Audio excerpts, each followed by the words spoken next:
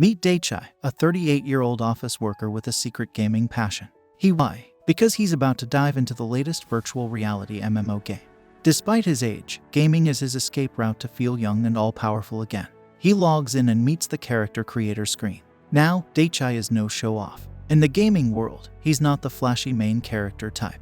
He knows he can only play for a couple of hours a day due to his job. Plus, he doesn't want to be a bother to other players, so he plans on flying solo most of the time. To make himself even less party-friendly, he chooses some unusual skills. He goes for archery, even though it's known for terrible accuracy. Then he picks up medicine skills, which are kinda pointless because potions are dirt cheap from the in-game NPCs.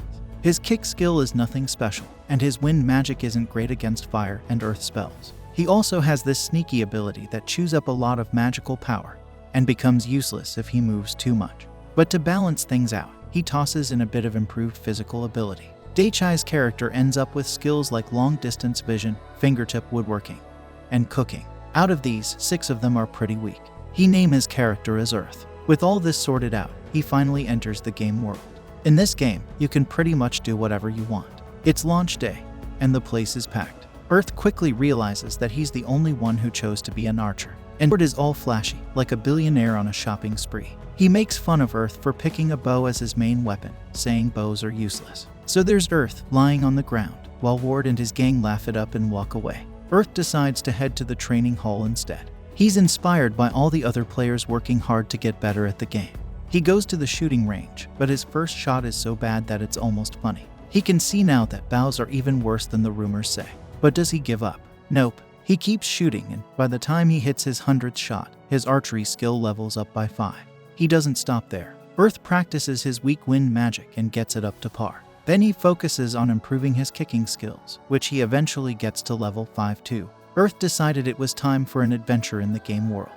He had leveled up enough to not get squished immediately. But, whoa, his excitement got squashed pretty quickly when he stepped out and saw the hunting grounds were more crowded than a bus during rush hour. People were fighting over monsters like they were the last piece of pizza at a party. What these herbs were. So, Earth packed up his bag and went back to town to get them checked out.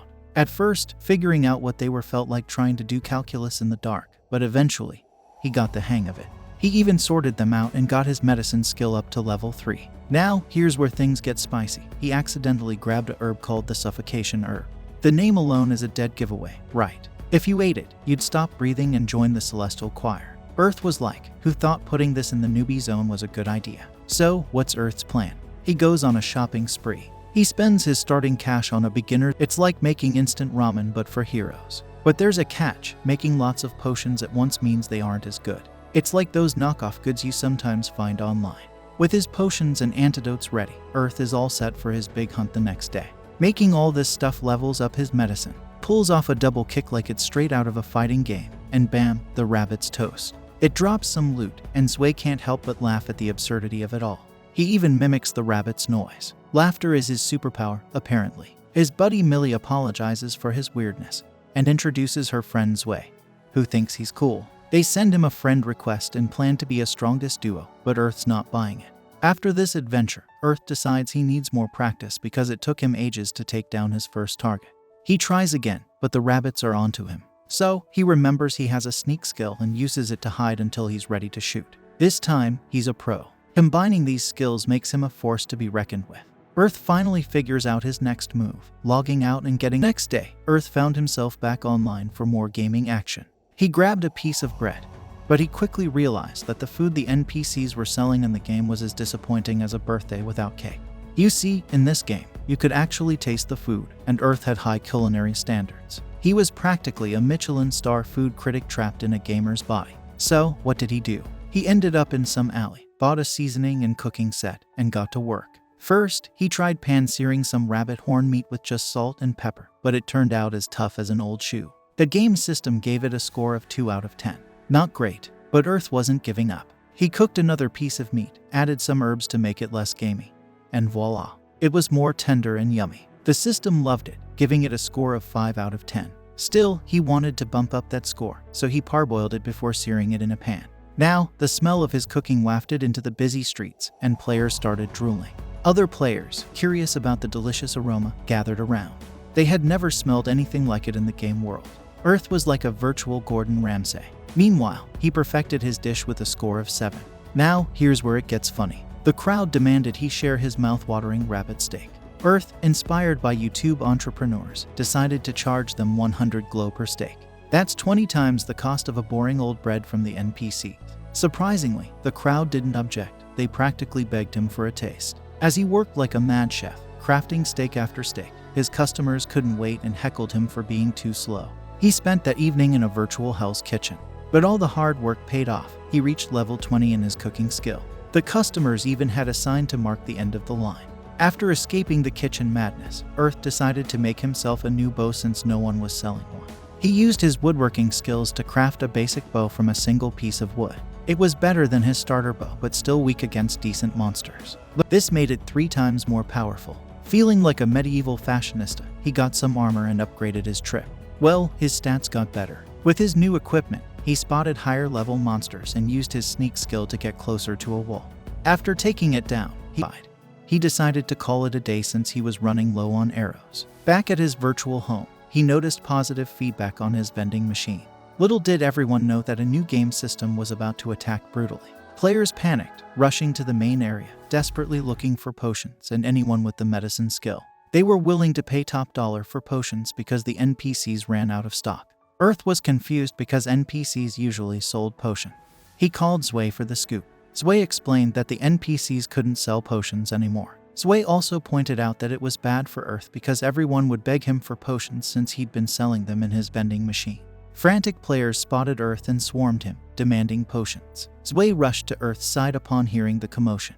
Earth told the crowd he'd sell potions for 40 glow each, limiting the maximum amount per person. Zwei handled crowd control, and Millie took the money, allowing Earth to focus on potion making.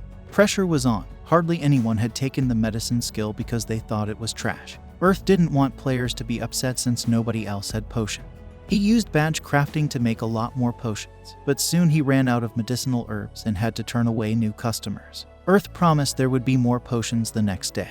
But, as luck would have it, Ward and his party barged in, demanding all the remaining potions. Earth politely told them that the potions were for the people in line. Ward didn't like that and walked toward Earth, but Zwei stepped in, telling him to back off. Ward knocked Zwei down with one hit and threatened Earth. Earth pointed to the people waiting in line and explained that if NPCs stopped selling weapons and armor, players would provide those services.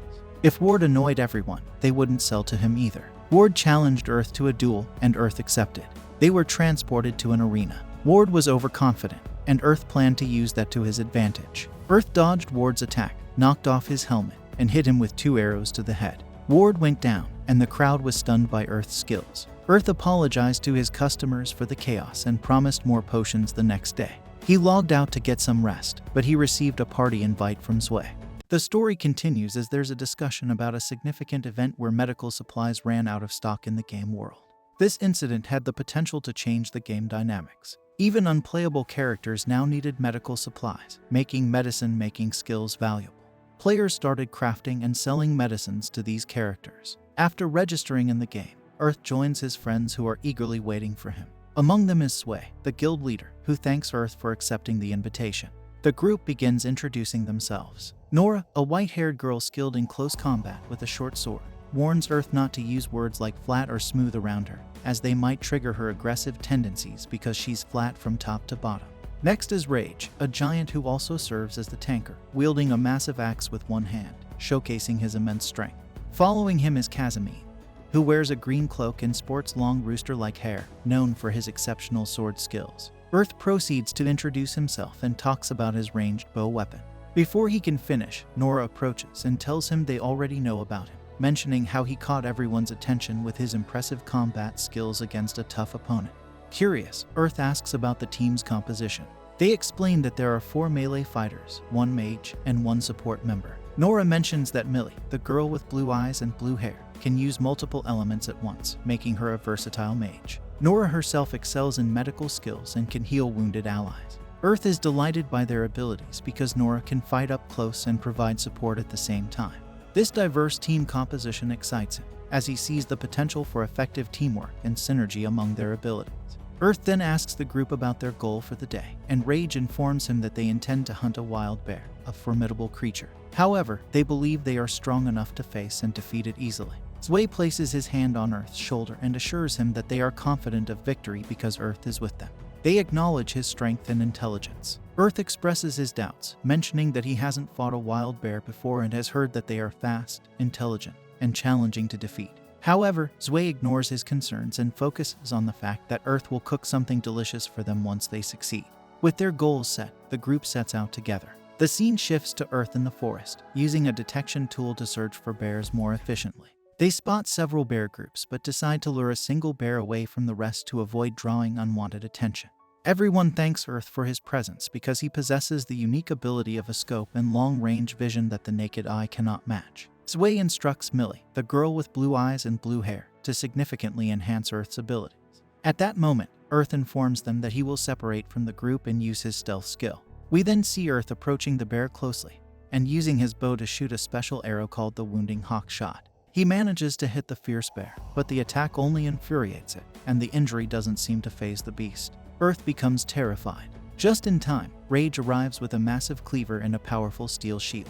He uses the shield to block the bear's powerful strikes, showcasing its remarkable durability. Millie then uses her healing spell to replenish Rage's energy, which he had lost in the battle. Nora intervenes by jumping into the air and employing a powerful stabbing technique.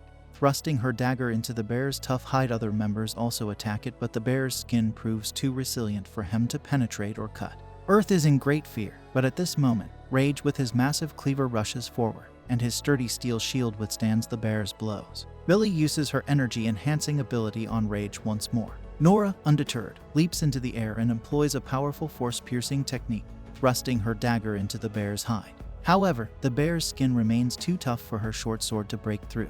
Then, they see the bear, and Millie attempts to attack it with her fire ability to kill it. However, the bear is massive and resilient, and her attack doesn't seem to harm it.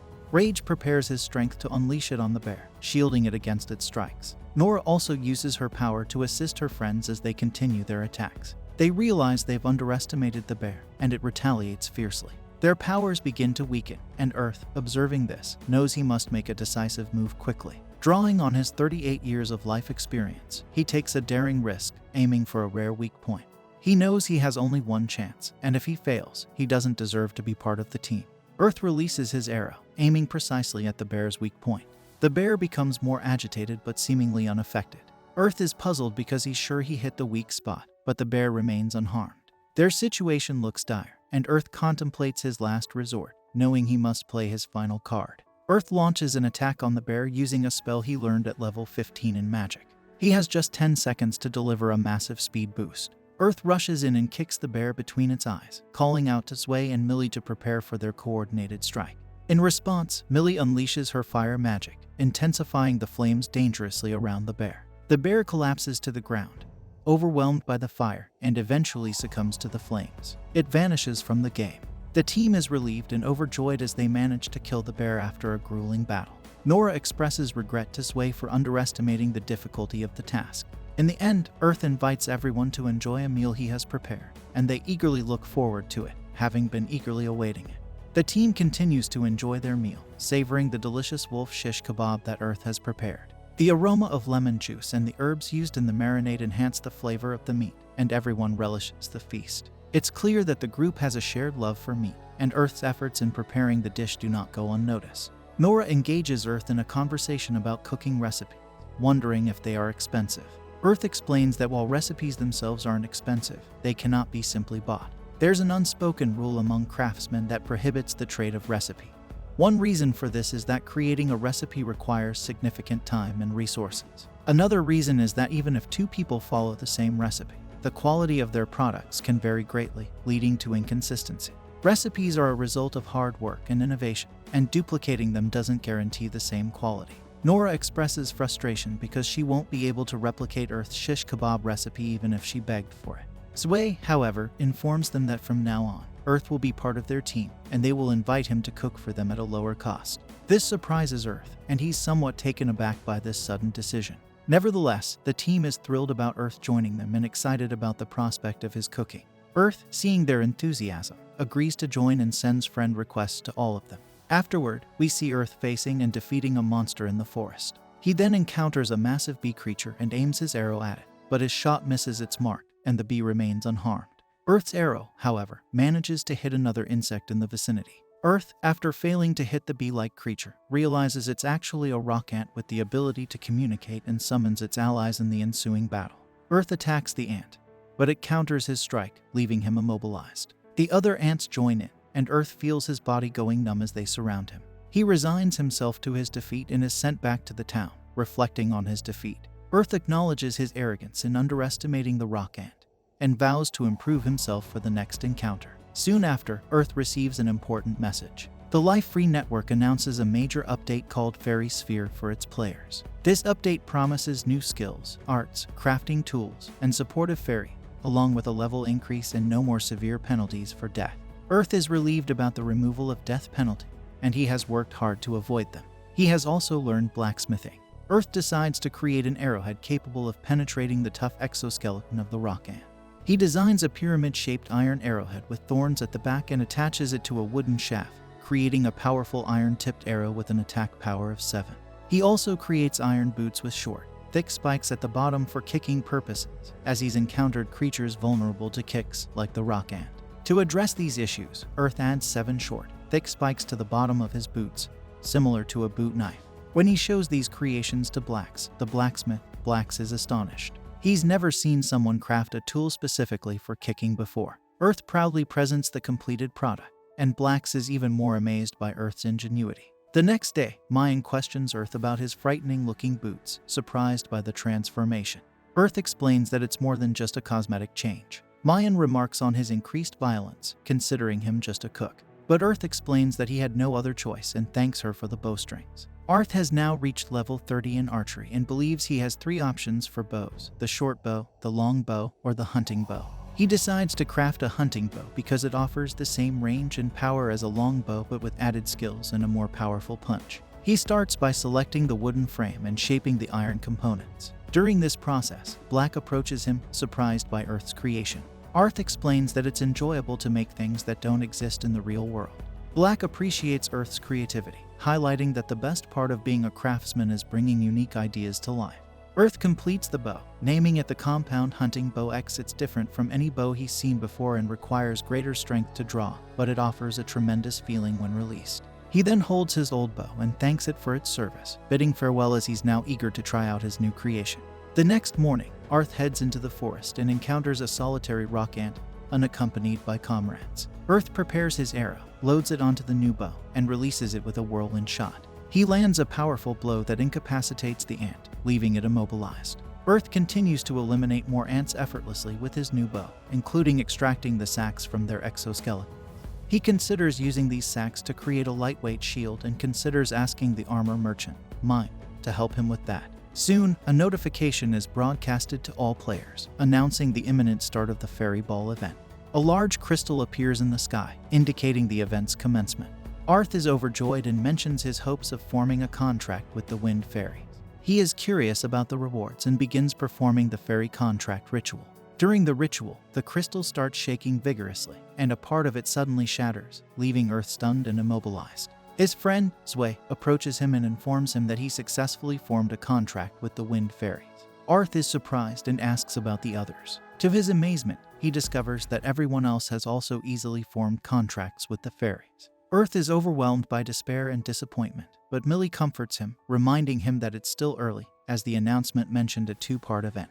This means there is a second half yet to come, giving them another chance. Earth is relieved and appreciates her encouragement. Millie also mentions that Earth's crystal didn't disappear entirely, suggesting that he still has another opportunity. She is confident that something good may happen in the second half of the event. Everyone agrees with her, and they all rally around Earth, providing emotional support. Suddenly, all the fairies gather around Earth, showing immense affection towards him, which angers Zwei. The group teases Earth, calling him a fairy player, and they are quite upset because all of their fairies are with him. However, Earth finds the fairies cute and hopes for another chance to form a contract. The story continues as Earth decides to take a break under a tree and enjoy the beauty of nature. He's soon joined by a friendly fairy who flits around him. Earth sits up and notices the fairy's friendliness, even though he doesn't understand why. The fairy lands on his finger, indicating its desire to make a contract, but Earth apologizes, explaining that he can't because his crystal is broken.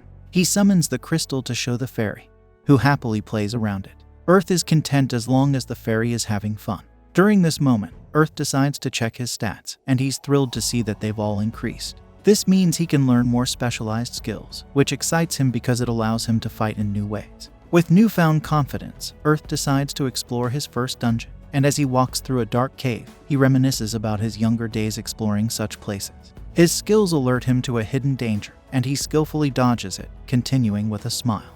Earth loves the thrill of not knowing how far the darkness will go. However, he pauses when he reaches a particularly dark section, and suddenly, red eyes appear in the darkness. A spider jumps out at him, and Earth quickly draws his bow, feeling the thrill of adventure. He shoots an arrow straight into the spider's head, making it recoil. Earth follows up with high-level wind spells, causing the monster to fall on its back. But to his surprise, the spider quickly recovers and counterattacks. Thinking on his feet, Earth uses his high jump skill to leap over the spider's attack, but he forgets about the cave ceiling and bumps his head. Despite the pain, he remains focused and uses a whip he recently purchased to lasso the spider toward him. Earth finishes the spider off with a powerful kick, aided by the blades on his feet. Although he's in pain from the high jump mishap, he reminds himself to be more cautious about the cave's ceiling next time. Suddenly, a group of darkness fairies appears and guides Earth deeper into the cave. He eventually reaches a cliff with a narrow ledge, and he carefully walks along it. As the footing becomes more challenging, Earth activates his stable center of gravity skill, allowing him to navigate the ledge safely. He then jumps onto a platform, where the fairies gather around a rock, hinting that he should investigate. Curious, Earth moves the rock and discovers a secret door. He opens it and finds a box, which he excitedly takes. Earth comments on how moments like this make adventuring great. He checks the box for traps and, finding none, opens it. Inside, he finds an old ring, which greets him. Earth speculates that the ring needs to be placed on something specific and puts it in his item box. He plans to keep it as a memento of his first dungeon conquest and thanks the fairies for their help in finding cool loot. While he's still excited about his discovery, Earth receives a message from the game makers. They inform players that they're about to announce the second part of the Fairy Ball, called the Fairy Battle Tournament. The scene changes as Earth rushes back to town. He joins other players in the main square, where they receive some important news. They are informed that their fairies are going to evolve, but this will happen through PvP fights. By competing or winning a certain number of PvP battles, their fairies can evolve and take on new forms. However, it's not as simple as just fighting anyone repeatedly. Fighting the same opponent multiple times won't count toward the evolution. Players need to challenge new opponents to make progress. The top 16 players in this special versus mode will be invited to a tournament with amazing prizes up for grabs. Players who win can also gain special titles that set them apart from the rest. There are even hidden play styles that can lead to hidden titles. For those who couldn't make contracts with fairies initially, there's good news. They have another chance. They can repair their contract crystals through PvP, and these repaired crystals have a higher success rate and are more likely to obtain rare fairies. The game makers have also unlocked a feature where fairies can have their own self-identity, allowing them to act differently from the set behavior. This new announcement has players excited, but Earth wonders how it will work, especially for those not skilled in PvP. He hopes that players won't target crafters who may not be as skilled in combat. Earth goes to the blacksmithing area, and the blacksmith assures him that there's nothing for crafters to worry about. The player community has decided to protect crafters by uniting against anyone trying to force them into a fight, serving as a strong deterrent. Nobody wants the whole guild's resentment to fall on them. Earth is pleased to hear about the new town, Nexia. However, when Black expresses his disinterest in competing and only wants to focus on crafting, Earth starts wondering what he should do in the meantime. The game makers add a special title to Earth, who is surprised to see that he is now known as a fairy player. The title cannot be unequipped, and it only disappears after participating in a special PvP battle during the event. Earth feels humiliated as his new title catches everyone's attention. He falls to the floor in despair, and a crowd gathers around to see his title, making him feel even more embarrassed. Some fairies come to support him. Earth realizes that participating in PvP is his only way to lift the curse of this title. He starts pleading with anyone to fight against him. Rona, a member of the Blue Color Guild, steps up to accept his fight request. Rona knows about Earth and even calls him by name. She reveals that she uses martial arts and is excited to face him. Earth thanks Rona for accepting the challenge. However, he is shocked when he sees a familiar creature flying to him, landing on his shoulder. This creature is shy and cancels the fight request, refusing to battle Earth. This unexpected event leaves everyone excited to see what this special title, Fairy Player, might bring. Earth pleads with anyone to engage in PvP with him, but it seems that no one is willing to accept. He falls to the floor, feeling disheartened. A few days later, Earth is busy cooking food when Rona contacts him. She's seeking advice because her familiar isn't eating, and she wants to know how to make food that it will enjoy. Earth quickly realizes that many players are facing this issue. He explains that he made some food for a player who had a similar problem with his familiar not eating bread. The food, called carriage, turned out to be a hit, and word of mouth led to a long line of players wanting to order it. Earth, however, had to limit orders to packs of 3 because the demand was overwhelming. He asks Rona needing a helper. Rona decides to help Earth, which makes a significant difference in managing the rush of orders. Additionally, other cooks have started making fairy food, which has alleviated some of the pressure on Earth. After their shift, Rona suggests they visit the new town. They use a warp portal to get there and head straight to the PvP area. Rona notices something unusual about a wolf familiar currently battling, and Earth agrees that there's something odd. The PvP fight begins, and the player with the bird fairy collaborates well with their familiar. However, the other player calls for their familiar's assistance during a critical moment, but the wolf ignores the command.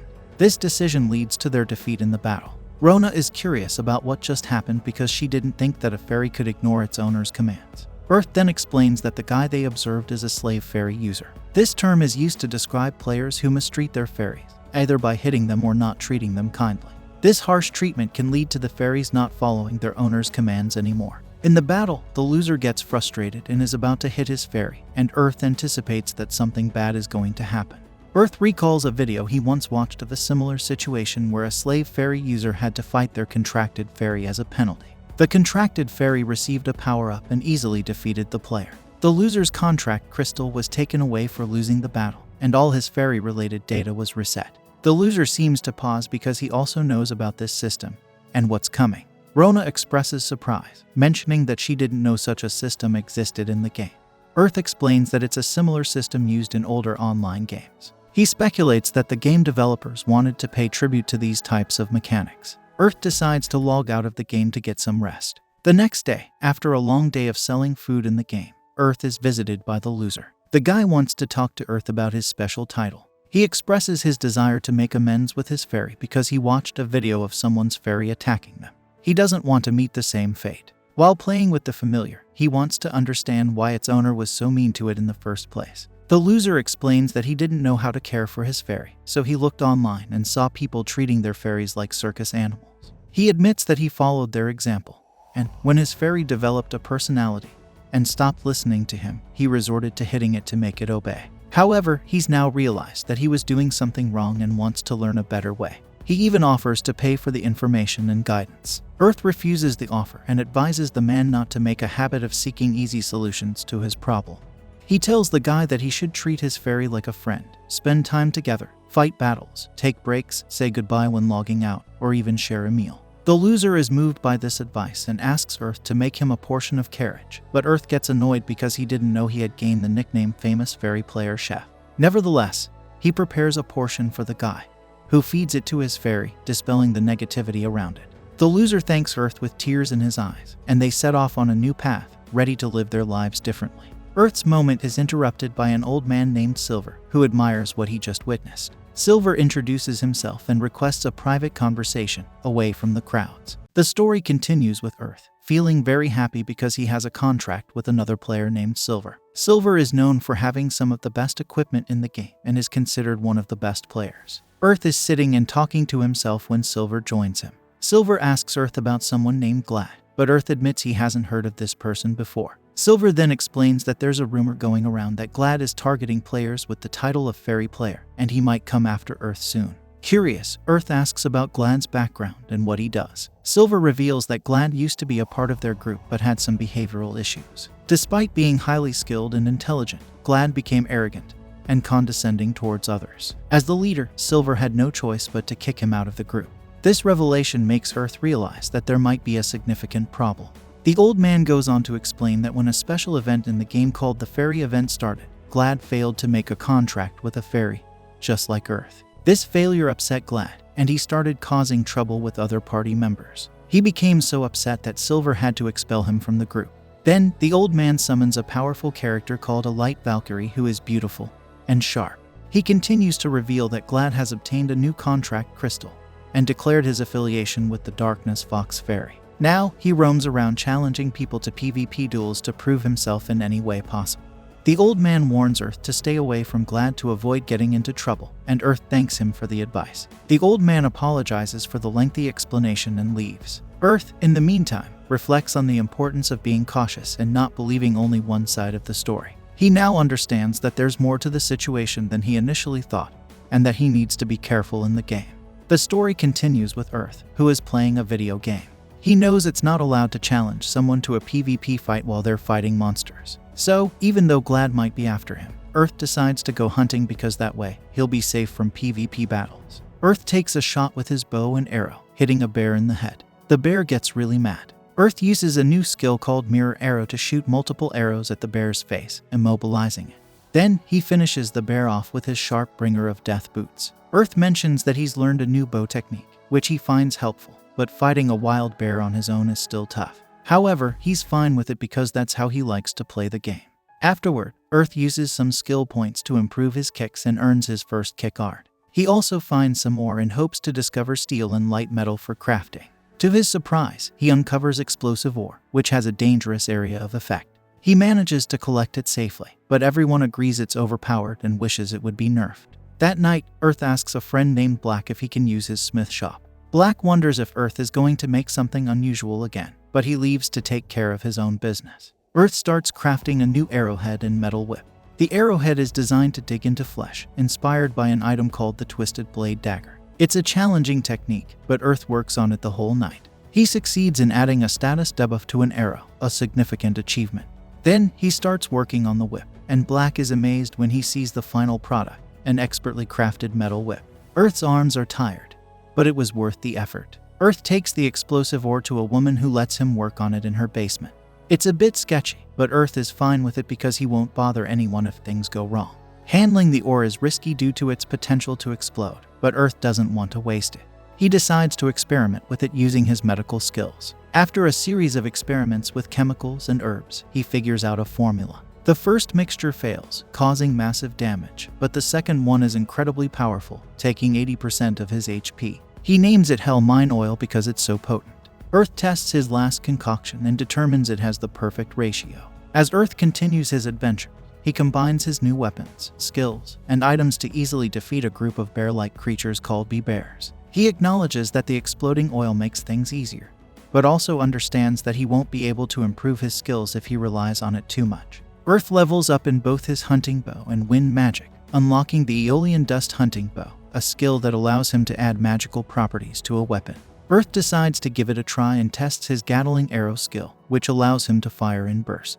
He's surprised to find he can only manage 2 arrows at his current skill level. He also discovers that his wind support magic helps him jump higher. With all the materials and knowledge gained from slaying the bears, Earth asks a merchant to craft him a cape, as he wants protection from attacks from behind. An announcement is made to all the players that they are wrapping up the scoring for the Fairy PvP event. Sway looks for Earth and tells him that their guild didn't spend much time on the event, so he doubts any of them made it into the tournament.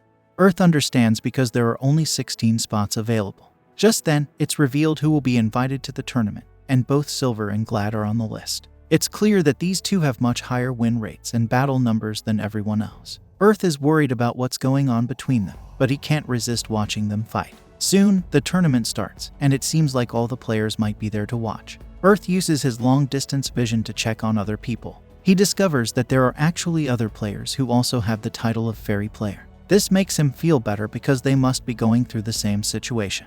The battles begin, and Sway points out that all the fighters are really high level. Not only that, but their fairies have evolved a lot. Earth, being realistic, knows that if he entered the tournament, he would be lucky to win 10% of his matches. Earth notices something peculiar during the battles. He sees particles of light transferring from the losing fairy to the winning one, which didn't happen in previous Fairy PvP events. This leaves him wondering about the strange phenomenon. The battles continue, and the much-anticipated match between Silver and Glad is about to begin. Glad starts by trash-talking, and Silver takes responsibility for Glad's descent into darkness. Silver plans to make Glad change his ways by defeating him first. Their fight starts, but Glad is already familiar with Silver's moves, and they seem evenly matched. Everyone is in awe of what top players look like in action. The old man, Silver, unleashes a powerful attack, but Earth is shocked to see that the Black Knight dodges it using a wind boost. It turns out to be a trap for Silver since he can't dodge midair. Glad takes the opportunity to slash at him. Silver's fairy takes the hit for him, and Glad is declared the winner. It's evident that both of them were equally strong, but Earth points out that Glad's obsession with victory made the difference. Glad is pleased that his fox fairy evolved and hopes that she will finally be of value to him. However, she can now speak and refuses to be in Glad's presence for another second. Confused, Glad presses for an explanation. She reveals the shocking truth. The real purpose of this event was to select the next ruler of the fairies. The fairies received a prophecy that their next ruler should be someone strong and skilled in the arts of war, even though fairies are not naturally inclined to warfare. So, they decided to learn how to fight from humans, the masters of war. The winner of a fight would inherit the experiences of the loser, continuing until only one fairy was left to become their ruler. This newly evolved fairy is the one meant to be their queen. Glad is furious, assuming that all the fairies will leave now that they've used the humans for their purpose. But the queen fairy explains that this isn't the case. She is only leaving Glad because their contract has ended. Glad had sought revenge on the old man, which was all he ever wanted, and she points out that she never meant anything to him. They were never partners, she was just a tool for him. Now, she reveals that she, too, used Glad as a tool to help her achieve her goal of becoming the queen of the fairies. The queen fairy tells Glad that while the game might be just fun for him, it's real life to her. Millie notices that the queen fairy is speaking like a real person, and Earth agrees that she doesn't seem like an AI at all. He wonders if she's part of some experiment, but decides not to ask to be polite. The queen fairy offers Glad another fairy as strong as she was before evolving, but he refuses. It's clear that Glad is very upset and is resorting to force. The queen tells him that if he can defeat her in a fight, she will acknowledge his strength and follow him again. However, if he loses, he won't get any of the prize money or the fairy. Glad just wants to stop talking and force the queen to obey him again. Their fight begins, but the queen fairy quickly shows that she's much more powerful. Everyone is amazed at how fast she can cast spells, and she unleashes a devastating attack. Although Glad manages to counterattack, the queen's power shocks him. Her next attack is a massive explosion, leaving Glad with just 1 HP. But the queen fairy doesn't stop there. She hits him with a lightning strike, leaving him barely alive. The angry fairy keeps going, dealing a final blow. She leaves Glad with just 1 hit point and lets Silver take it from there. Surprisingly, the queen fairy reveals that there are 3 people who still deserve rewards. She gathers all the fairy players, including Earth, from the crowd. She thanks them for not fighting, even though it meant giving up a chance to evolve their fairies. Evolving their fairies was meant to be a reward for battling, but she wanted to thank some of them for not fighting. So, she raises the ranks of their fairies. However, she has something different in mind for Earth. Shockingly, she tells him that he will be fighting her. The story continues as Earth seeks clarification about the sudden battle. The queen explains that since he didn't experience the event with a fairy companion, she wants him to go through the process of fighting her. Whether he wins or not isn't crucial, as the queen intends to reward him with some of her power regardless. However, if he does win, she will give him an extra bonus in the form of even more power. Earth's fairy player name disappears once he agrees to these terms. Meanwhile, in the real world, the executives of the VR gaming company gather, noting that the event has reached its climax. They eagerly watch to see how this battle will unfold. Back in the game, the other players eagerly await as Earth gets ready with his equipment. During this time, he also thinks about how to win.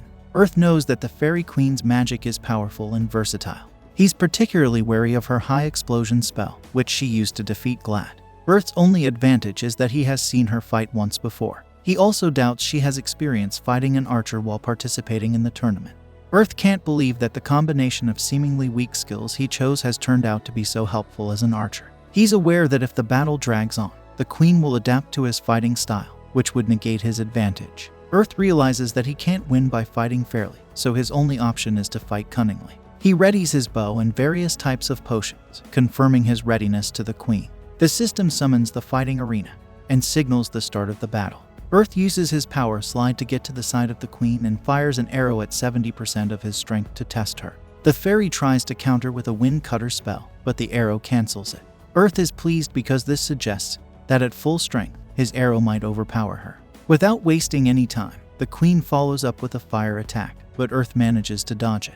He retaliates with a stronger arrow, dispelling the last fireball and hitting the Queen in the shoulder. The pain causes her to drop her staff, and the crowd, including Zwei and Millie, cheers in shock at Earth's direct hit on the fairy. The Queen Fairy is surprised when Earth counters her magic. She realizes she's at a disadvantage in a ranged battle, so she tries to get closer to him. However, Earth doesn't want her near and wants to keep his distance. He takes out a potion, making her think he's going to drink it. She prepares a lightning attack to stun him, but Earth anticipates this move, remembering she used it in her fight with Glad. Instead of drinking the potion, he drops it, and a purple cloud of smoke fills the area. The queen dashes into it but soon realizes it's poison. Earth explains that he made it from the suffocation herb. She can't cast her spells in the poison, and he starts his attack by throwing some explosion potions. They bring the queen to her knees while also clearing the poison. She regrets not banning the use of items, but Earth is vigilant with a loaded arrow aimed at her. He shares his opinion about humans being weak creatures, and that's why they must find different ways to defeat the strong. The queen decides to create an earth wall around herself to protect against Earth's attacks. Millie is worried that Earth can't attack while she's surrounded by walls and wonders what he'll do next. Earth uses his sneak skill to hide himself, impressing Zwei. Meanwhile, the queen is perplexed as she can't sense his presence anymore. She speculates that he might be waiting for her magic to deplete, so she decides to come on the offensive. She drops her guard and quickly attacks, but Earth is nowhere to be found until he appears behind her, informing her that she's wide open. He grabs her with his metal whip, throwing her off balance by spinning her. She remains apprehended as he hits her with a spell, sliding charge. The queen falls to the ground, and Earth doesn't slow down.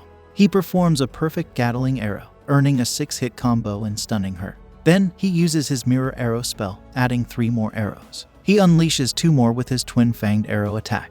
He uses fly and arrow twister, stunning her again with a 12-hit combo. Finally, he finishes with a kick using the wind booster spell, a 13-hit combo, and the queen doesn't have time to react. Her body crumbles in defeat, and the system crowns Earth the victor as the arena disappears. The cheers of thousands of players remind him that everyone witnessed his spectacular fighting style. The queen returned to the arena, and Earth stepped back, thinking she might be angry. But he noticed an aura around her, and he was surprised by how gracefully she accepted her loss. She even admitted to being overconfident. The queen considered this a learning experience and quickly moved on to give Earth his reward. She asked Earth to show her his broken fairy contract crystal and the Fairy King's ring. Earth thought it was the ring he found while exploring his first dungeon. The queen took these items and added a 6th light to the broken crystal, merging it with the ring. This fusion created a magnificent piece of jewelry. She tried to put the ring on Earth, but he resisted. He was afraid that it would cost him a lot, especially his sanity. However, the queen assured him that it wouldn't harm him. She used a buff spell on her hand and swiftly put the ring on him. Earth tried to remove it, but he couldn't. The system informed him that it was the 87th queen's ring. This piece of jewelry contained the power of 6 elemental fairies and was one of a kind. Unfortunately, it couldn't be removed once it was put on. Earth felt tears welling up when he realized this. The queen quickly returned to her kingdom before anyone could ask more questions. Everyone saw this as the official end of the event, and they clapped to express their happiness with the event and its excellent ending. Zwei was astonished that they had witnessed a marriage drama. Earth's epic battle was recorded and shared on the game's official website. This inspired many players to try the combination of wind magic and archery because they saw how powerful it could be. As a result, Earth became famous in the game. To escape the attention, Earth decided to go to a remote location where he could play quietly. However, he was surprised when the queen suddenly appeared from the ring. She informed him that the ring also served as a teleportation point, and then tried to flirt with Earth. But he scolded her for neglecting her responsibilities and asked her to go back and rule her kingdom. But she complained about how boring it was and suggested she should take a break. The scene changed, and Earth went into town. However, he felt uneasy because everyone recognized him as the Fairy Queen's husband. Someone called out to him aggressively, trying to get his attention, but he thought they were talking to someone else. To avoid the spotlight, he decided to go hunting. The scene changes, and Earth looks at his ring, wanting to try something new. He meets the queen again and asks her about the Prism Nova spell, which he can learn because he has the ring equipped. She encourages him to try it out, so he captures a wild bear and casts the spell, turning it into stone. After a few more attempts, he figures out what the spell does. Earth goes back to his secluded camp, where he prepares meals for his food business. He shares that the spell affects all enemies in the area with multiple random status effects. The queen adds that there are many different status effects that can be inflicted on the target, including paralysis and petrification, although they have low odds of occurring. She also warns him that the cooldown period for the spell is quite long. When the queen reaches for a piece of food, he playfully hits her with a fan, reminding her not to eat his customers' meals. She mentions that all the food in the fairy kingdom is so sweet, and she craves something savory to balance it out. She reveals that being a ruler is the most challenging job in the kingdom, illustrating it by flipping a pyramid upside down to show how she works tirelessly while those beneath her have fewer responsibilities. Earth acknowledges the pressure she's under, but their conversation is interrupted by Nazar, who confronts Earth for ignoring him. Earth recalls the earlier incident and assures Nazar that he didn't realize Nazar was addressing him. Nazar introduces himself as a member of the Bow of Apollo Guild and starts giving a speech about their goal to help oppressed archers. He condescendingly tries to recruit Earth, but Earth just ignores him and finishes his meal with the Queen before leaving. Earth informs Nazar that he's not interested, which leaves Nazar confused. The Queen stays with Earth until his shift is almost over, and he sends her back to her kingdom with some food, which makes her happy. Earth is excited that he'll have some peace now to work on his equipment. The next morning, he greets Black when he enters the blacksmith shop, but he notices a crowd around him. Black explains that everyone wants to watch his work because he's famous now. Earth agrees but asks them to back off a bit, which they do immediately. He starts by upgrading his X-type compound hunting bow. He uses better quality wood and light metal for reinforcement, resulting in a more powerful bow. Next, he works on upgrading his bladed shoes. He uses light metal for armor and steel for the spikes, enhancing their attacking power. He makes the blades modular for easier maintenance and moves them to the front of the shoe, making him more versatile with his kicks. After completing the leg blade, Earth practices a few kicks, and the observers applaud his craftsmanship. Earth prefers being seen as a weirdo, but he's excited about the final part of his loadout upgrade. He goes to the armor shop, where the merchant gives him the cap he ordered. He's surprised by its high quality, scoring a 9, and is pleased with the affordable price. Earth receives a message from the guild master of the Bow of Apollo and accepts the invitation to meet them later that night. The guild members welcome him, and Ayami apologizes for Nazar's behavior. They acknowledge his fame after the battle with the Queen, and as the only archer guild his joining will increase their guild's size. Earth forgives them, and Ayami reveals that they found Nazar used Earth's name to recruit members without permission, which shocks Earth. Ayami says that Nazar has been demoted and lost his privileges to invite new player, but wasn't banished. Earth is content with their response and says goodbye to the guild. In the real world, executives are impressed with Earth's performance and influence on other players. They decide to keep an eye on him because he has become a player they must watch closely. The story continues as Earth learns that a new server is opening in the game. He knows that many new players will soon join the game. He logs in the game, and suddenly Sway appears and mentions a new status effect called Break Arms is added in the game. If a player is hit with it, they can't use their weapons for a while. If a player takes more than 25% of their total HP and damage to their arms, they will become paralyzed or petrified. Earth is relieved that players can't steal weapons that are dropped, as this had happened to him in a previous game. Suddenly, an announcement is made about a new dungeon called Challenge from the Departed. The dungeon's floors are randomly generated, providing a unique experience each time a player enters. The dungeon is full of traps, and the goal is to reach the 10th floor. A trailer for the game is shown, featuring the walking fire hydrant character. Earth's famous battle against the Fairy Queen is also included in the trailer. However, Earth is concerned that new players might be disappointed if they think bows are stronger than they actually are. Earth realizes that if he's going to tackle this mysterious dungeon, he'll need a shield. Dodging alone won't be enough, especially in a confined dungeon. He obtains a small shield and explains that it's easier to use a bow with this type of shield.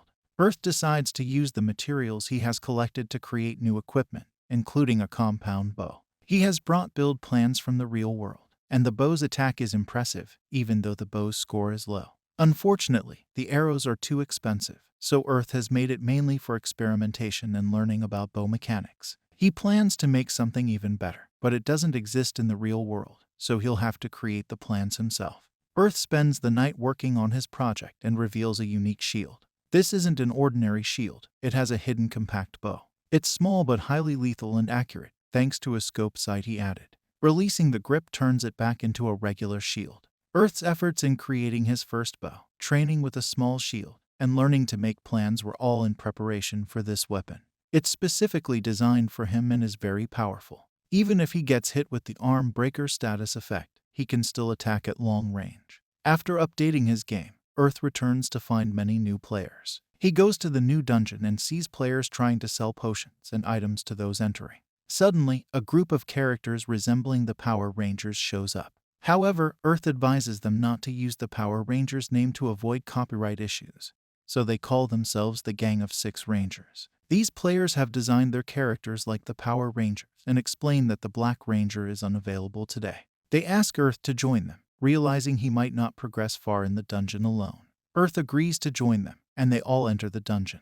Inside the dungeon, the gang of 6 rangers is eager to rush ahead, but Earth stops them to assess the dungeon's challenges. He quickly notices that they have bad luck because the first room alone has 15 traps, some of which are instant death traps. Earth takes the lead, and his rainbow-colored team follows. The Blue Ranger is pleased that everything is going smoothly with the new addition, and the Red Ranger never doubted Earth's strength, knowing he's married to the Fairy Queen. As they advance, Earth lets the Rangers take the lead in battling monsters. The Rangers swiftly defeat skeleton monsters, allowing Earth to focus on finding and disarming traps. They realize he's taking a bit too long with the traps, but the Rangers are understanding and don't get upset. On the 3rd floor, they encounter more danger. The Pink Ranger confidently steps up to battle, but the monsters are more formidable than those on the 1st floor. The guy with the axe is surprised when his attacks prove ineffective. Earth explains that these specific monsters are immune to physical attacks, so he uses wind magic from his bow to defeat them. They locate the entrance to the 4th floor, but they've been in the dungeon for 40 minutes, and they have only an hour to complete it. They decide to set their goal to reach the 5th floor. On the 4th floor, Earth gets a strange feeling, like the Grim Reaper is touching his face. Something is off on this floor, and they hear a terrifying scream from someone begging for help. Believing they are heroes, they jump into action. However, a trap closes the door behind them, revealing it's the type of trap that won't let them leave until they complete the room's quest. The room is full of skeleton monsters, and the Rangers are excited for the battle. Earth checks for traps but doesn't find any, so he decides to fight at full strength. Everyone starts fighting and uses their unique attacks, like the flashy Aeolian dust arrow. These attacks are strong, but Earth prefers simpler ones. They clear the room, and a treasure chest appears. Earth examines the chest and discovers it's trapped. He warns one of the guys not to open it because it's dangerous. However, the guy claims to have thief skills and insists he can check for traps himself.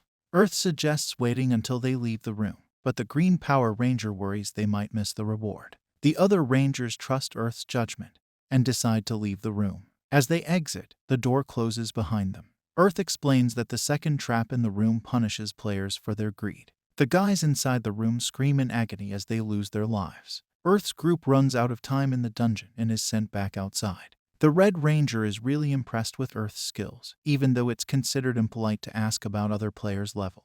The guy with thief skills couldn't detect the trap in the chest, but Earth did, making the Ranger wonder if Earth is already at level 20. Earth doesn't give an exact number but confirms he's over level 20. In reality, he's over level 30 but doesn't reveal it to someone he just met. They decide to divide their meager winnings, and Earth is content because he's improved his thief skill. The Red Ranger is also pleased, but the Green Ranger, who loves mapping and exploring, expresses disappointment.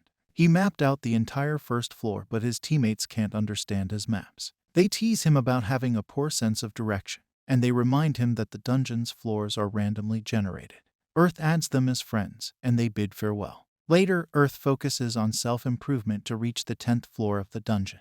He realizes he needs to disarm traps more quickly and decides to create a tool to aid his thief skill. However, making the tool is challenging because it needs to be just the right thickness, not too thin to break and not too thick to be ineffective. Black becomes helpful when he sees that Earth is struggling and improves the lockpicking tool beyond Earth's expectations. Later, the Fairy Queen suddenly appears, startling Earth. She realizes that her surprise appearance was not ideal and contemplates making a formal announcement next time to avoid scaring Earth. She shares her frustration about having to distribute many contract crystals to new players and bids farewell. Earth scolds her by giving her a light tap on the head, reminding her that they are not actually married. He worries if he was too hard on her, but she quickly gets over it and leaves. Earth is inspired by the Fairy Queen's visit to work even harder. He cut down the trees and prepares a lot of arrows for the upcoming dungeon run. Suddenly, the Fairy Queen returns looking disheveled. She explains that giving out the crystals was easy, but many players bombarded her with strange and uncomfortable questions. Like what are her measurements, what kind of guy she liked, and how she felt about having an affair. Obviously, she didn't answer them. She despised them so much that she ended up battling them repeatedly. To her surprise, these players revealed themselves as masochists, finding pleasure in being defeated by her. She playfully suggests various outrageous things for Earth to do to improve her mood, including slipping in a marriage certificate for him to sign. Earth has no idea where she gets these ideas but refuses to sign. Later, the Fairy Queen is amazed by the delicious meat bun Earth made. He explains that his cooking skill reached level 50, allowing him to use a steamer for the buns. She is delighted to be the first to taste it. Earth realizes that being a queen must be challenging for her, so he decides not to push her away this time. However, she gets overly comfortable, calling him husband, and Earth wonders if he's made a big mistake. The story continues with Earth found himself in a dangerous situation, thrown into a wall by a powerful attack. The system informed him that he was stunned, and he complained about being unable to move. As his body trembled, footsteps approached. A menacing skeleton knight emerged from the darkness. Earth remembered how he ended up in this situation.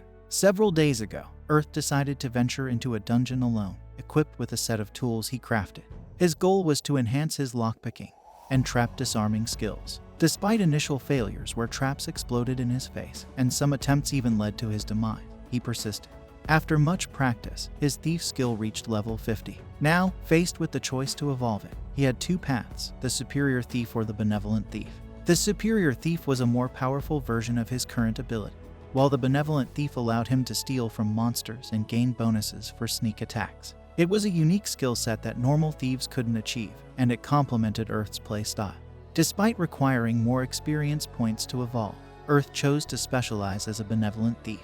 Earth received a call from the Red Power Ranger, informing him that Black had returned. Earth joined them for another dungeon run, bonding with Black over their shared love for disarming traps. Others found their excitement strange, but it fueled their motivation. Earth continued solo dungeon runs, improving his success rate and accumulating loot, further enhancing his benevolent thief skill. Noticing that monsters were attracted to light, Earth turned off his lantern and utilized his long-distance vision skill to navigate in the dark. This strategy reduced the number of battles he had to face, allowing him to progress deeper into the dungeon quickly. Eventually, he reached the staircase to the 9th level with just over 5 minutes remaining. Earth learned from the bootleg Power Rangers that liches inhabited the 9th floor, causing status effect damage and calling nearby enemies to attack. Aware of the threat, Earth encountered his first lich and skillfully dodged its attacks. He used the same tactics to reach the staircase to the 10th floor without incident. Upon arrival, Earth's threat detection skill revealed traps surrounding all paths to the staircase. Realizing he didn't have time to disarm them, he practiced jumps before activating his wind magic to leap over the hazards. The game developers added a twist, making his magic fall just short. Despite landing on the first trap, Earth refused to let it end there. Swiftly dodging attacks from other traps, he detonated some on his way to the staircase. Narrowly jumping through as a giant stone slab sealed the entrance, Earth landed on his face, but remained curious about why he wasn't kicked out of the dungeon. Earth checked his timer, and it paused for 2 milliseconds, confusing him even more. Taking a break, he drank a potion to recover. Wondering about the situation, he concluded that the system might think he reached the last floor, though he was only on the staircase. Getting up, he realized he had arrived at a place no other player had been. Slowly descending the stairs, Earth heard a voice that put him on high alert. The voice, belonging to Andre, a knight of the Empire, expressed surprise at someone reaching this level alone. Andre, once a high-ranking knight, shared his story with Earth. His nation had ordered him to investigate the labyrinth and seal it. Leading a great army, they faced monsters and traps, resulting in the death of all, including his lover. Alone in the end, he journeyed to the deepest room, finding nothing but emptiness. Passing away, he was transformed into a skeleton knight forced to protect the dungeon. Earth found it ironic that Andre came to seal the labyrinth, but became its guardian. Curious, he asked if the Room of Disappointment still existed, and Andre revealed he had destroyed it to prevent others from facing an unfulfilled demise. Impressed by Andre's nobility even in death, Earth learned that the skeleton soldier wanted Earth to put him to rest at the bottom of the stairs. For a moment, Earth pondered this while Andre explained his enduring struggle, refusing to let his heart turn monstrous. Andre believed he couldn't keep it up much longer and pleaded with Earth to free him so he could be with his comrades. As the archer began to panic, the stairs vanished, sending him tumbling down, screaming. Earth woke up as the skeleton knight approached. He called out to Andre, but his pleas were ignored because the knight had been taken over by a monstrous side. The evil spirit controlling him was thrilled to have control of the body and sword. Earth tried to stop the manic laughter with an arrow to the head, but it bounced off the helmet. Annoyed, the skeleton got angry, and Earth, enraged as well, told him to be quiet. Another shot from Earth was blocked by the boss, who made it clear that he would make Earth suffer before meeting his demise.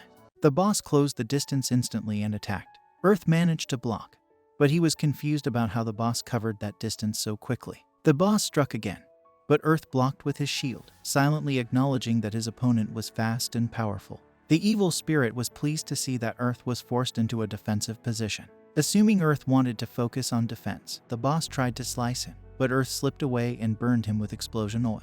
Angry that Earth set him ablaze, the boss became Earth's target. Earth revealed he didn't plan to focus only on defense since he wasn't skilled in close-range combat. Instead, he intended to keep his distance and counterattack.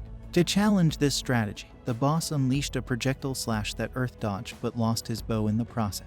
Earth noted that the break arm status had taken effect. The monster followed up with another attack, but Earth dodged it. The boss teased Earth, thinking the fight was over without his bow. However, Earth wasn't ready to give up.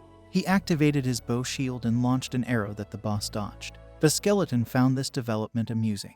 Earth fired a rapid round of arrows, easily blocked by the boss, leading to an exchange between the two. The boss became agitated by Earth's nimbleness. Using a shield charge, he knocked Earth back, bringing the situation to the present.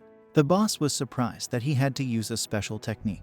His eyes glowed as he told Earth he would send him to his god. He attacked again, but this time, Earth countered with a swift kick, creating dust. Earth mentioned that there is no god in this world and assured the boss that all he would find is players showing their fighting spirit as they struggle to survive. The skeleton demanded Earth to show his will, and Earth dashed toward him, accepting the challenge head-on. Using his nimbleness as a decoy, Earth held the boss's sword with his metal whip, leveraging it to land a strong kick that destroyed the whip. Earth started a long incantation, trying to slow down the skeleton's movements with oils, but the boss shattered his shield to stop the spell. Despite this, Earth cast the most potent Prism Nova spell, partially damaging the boss. Just when it seemed like all hope was lost, an illusion of the Fairy Queen appeared. The skeleton knight wondered if she was his contract partner. The Fairy Queen cast a high-level ice spell that completely immobilized the boss. She smiled at Earth, thanking him for the help. Seizing the opportunity, Earth unleashed every arrow technique in his arsenal, adding 2 explosion oils. The assault defeated the evil spirit and liberated Andre. Andre commended Earth for his victory, revealing that Earth defeated the nefarious entity before his soul disappeared. Grateful, Earth learned that Andre had a little time left to thank him. Andre confessed that it was more than he hoped for, considering he thought he would end his life as a monster. Surprised by Andre's easygoing attitude, Earth expressed his gratitude. Andre revealed that he didn't think Earth stood a chance playing solo. However, Andre's laughter was cut short when he realized he was about to disappear. He thanked Earth again for freeing him and rewarded him with his sword, even though it was in rough shape. Andre believed Earth could make money selling it as an antique. Earth humbly accepted the sword, expressing his gratitude. Andre also mentioned that a deity exists in the game world, and he prayed for blessings on Earth's path. As Andre disappeared, the system informed all players that one of the secret bosses had been defeated, unlocking the Knight's Sword. This superior version of the one-handed sword had a long reach and high attack power. The announcer directed players to the official homepage for more details. Earth couldn't believe beating the dungeon unlocked a new weapon. He speculated that there might be more unlocked weapons to find. Leaving the dungeon, he later visited the smith shop. Examining his equipment, Earth concluded that the shield and whip couldn't be repaired. He thanked them for their service, using the metal to make a new shield. Turning to his bow and bag, he noticed they needed repairing, though he knew it would be expensive. Looking at the sword, he smiled, thinking about selling it. In a mysterious place, another girl was happy that it was now her turn. The story continues in a dark room where developers are conducting a report. A woman mentions that their AI, PNOE, seems to be enjoying herself. The guy replies, suggesting that her learning advancement should be related to Earth. However, there's a bit of a problem as the AI named PN1EB is complaining that she's bored. The guy simply responds that they need to wait a bit more. Later on, Earth joins Sway's group for a dungeon expedition.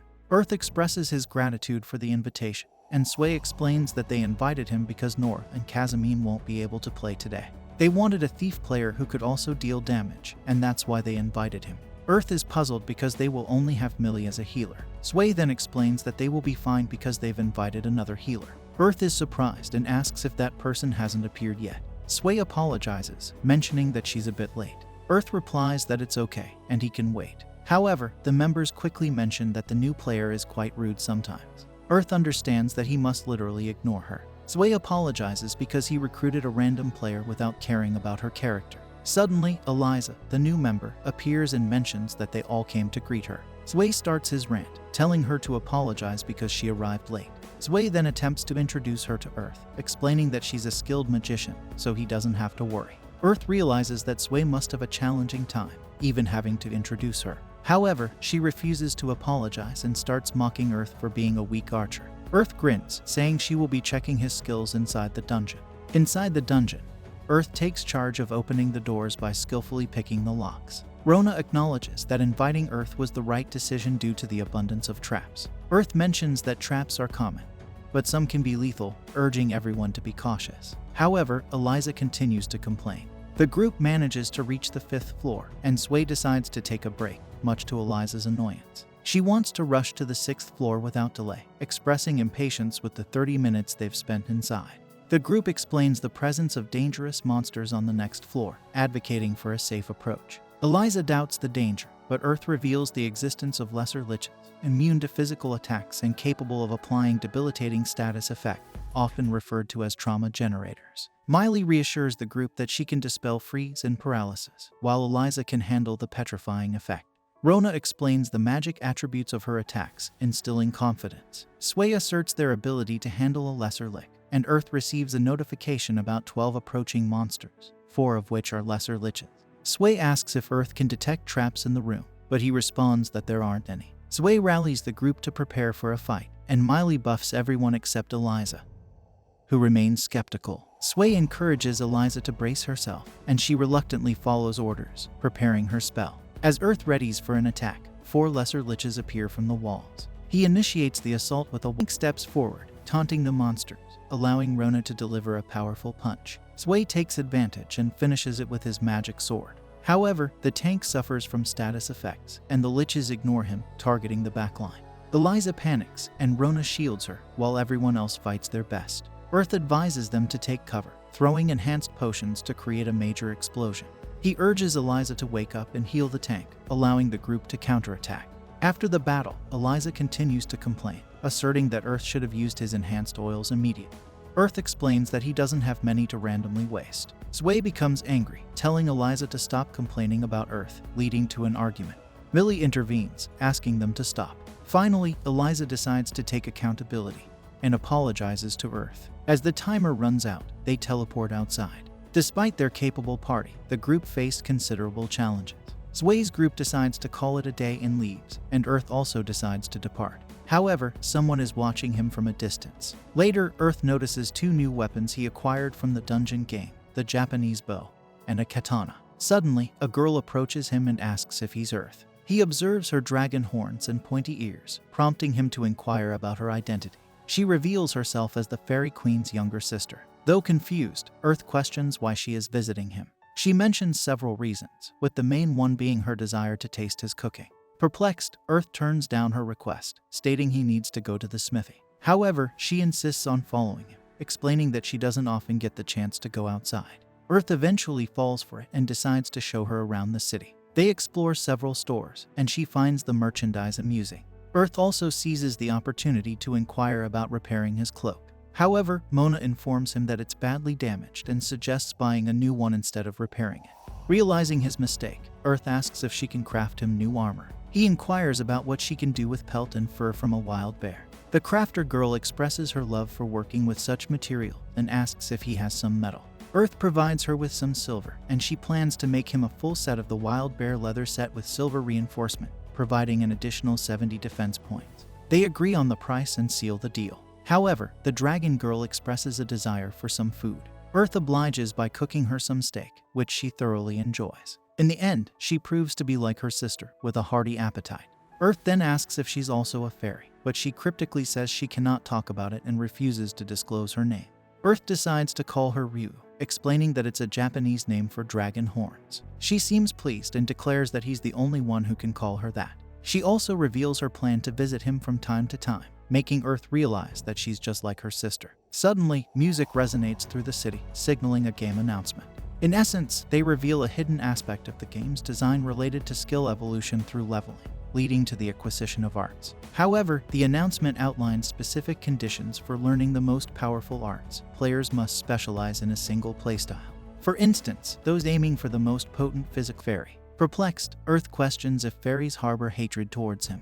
The Fairy Queen clarifies that it's the opposite. They love him too much. She reveals her plan to introduce him to a fairy for a potential contract. but the citizens of the Fairy Kingdom, acknowledging that life should be fun.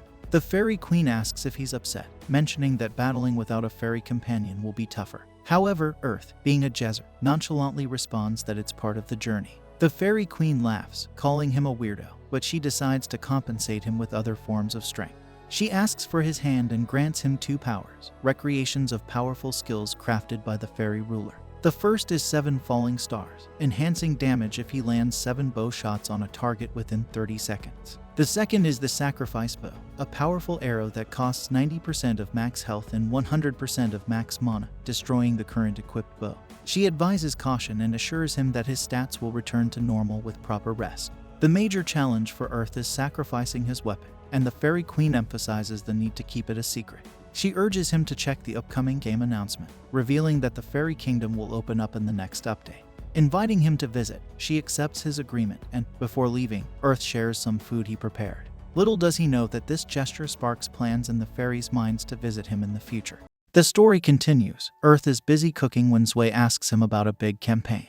Earth simply says it's significant news. One of Sway's guild members is confused. Earth explains that there are 3 other games that use the VR system: a fighting game, a first-person shooter, and a mecha game. Each game has its own VR helmets. The companies decided to work together to create a universal VR helmet for all games. They planned a big campaign, giving players coupons for 15 days of free access. This campaign coincides with the release of the Fairy Kingdom patch. Sway thinks this will bring more players to the game. He tries to steal some steak, but Earth stops him, saying it's meant to be sold. Earth then gives Nora the authority to discipline everyone, but she ends up abusing her power. Sway's guild members discuss guild recruitment and ask if Earth's group will do the same. Nora suggests it's time for them to become a mid-sized guild. However, they realize they need to train Eliza first to avoid causing trouble for new players. Sway tries to recruit Earth, but he firmly declines, saying he just wants to play for fun and has secrets that players shouldn't discover. While everyone knows about the Queen, they don't know about her sister. Rue appears, asking if Earth is preparing a new menu. Trying to steal it, she gets a smack on the head from Earth, who plans to sell the menu. Nora is confused and asks about Rue's identity, but the question is ignored. Ryu complains about holding back when there's delicious food. A fight breaks out between Earth and Ryu because he thinks she eats too much. Sway's guild is confused, as they haven't seen someone dressed like Ryu in the game. They claim Ryu doesn't look like a fairy. The tank dude wonders if Earth will stop attracting every girl, despite already having the Queen. Sway takes this opportunity to grumble about how Earth is so popular, but both of them end up getting a smack. Earth explains that he wishes he wasn't so well-liked because he's spending a lot of money just to feed Ryu. However, Sway's guild doesn't pay much attention and believes that Earth and Ryu are very close. Ryu then surprises everyone by saying that only Earth is allowed to call her by that name. This revelation shocks everyone, but Sway tries to threaten Earth by saying he'll post it on the game forum. Earth responds with a counter threat, saying if Sway does that, he won't get to eat Earth's cooking ever again. Nora adds that Earth isn't just a fairy playboy, he's also become a dragon keeper. Earth laughs it off but expresses concern about what might happen when the Fairy Kingdom opens. A few days later, the Fairy Kingdom patch is launched. Earth explains that Fairyland is located south of the second city. He describes the layout, with the castle in the center and cities and forts in all 4 directions. However, the only way to reach it is by walking across the map. Earth follows a group of people and reaches the northern fortress. He observes the massive walls, but the line to get inside is even longer. While waiting, a man approaches Earth and asks him to check his ring. Earth speculates that this ring might grant him some kind of permission. He shows the ring, and the man confirms it's the Fairy Queen's ring. After verifying Earth's identity, the man asks him to follow. Earth is bewildered, but the man explains that the Fairy Queen ordered him to bring Earth to her immediately. Earth becomes even more confused, but the man instructs his men to fetch something. The players in the queue stare at Earth, thinking it's some kind of special event. Earth closes his eyes, hoping to escape the attention. When he opens his eyes, he sees a massive blue ball in front of him. The ball transforms into a bird and gazes at him. The man reveals it's a Pikarsha, a bird only some chosen people can ride. He instructs Earth to ride the bird to the capital. Earth can't believe it, but when some players express disappointment, he realizes it's real. Earth greets the bird and gets on top of it, feeling like he's nestled in its feathers. The man explains it's a security belt. The bird takes off, flying toward the castle. Earth is amazed at its ability to surpass height limits and the absence of wind resistance, allowing him to feel the wind as they soar. The Pikarsha flies through towns and eventually reaches the castle. Earth is welcomed by the Queen and other fairies. Earth decides to play along, greeting her politely. Despite not liking the attention, Earth decides to enjoy the moment. In the throne room, he expresses gratitude for the reception but suggests it was a bit much. The fairy queen explains she wanted to show her citizens that he was in the country, as there were rumors that she would keep him to herself.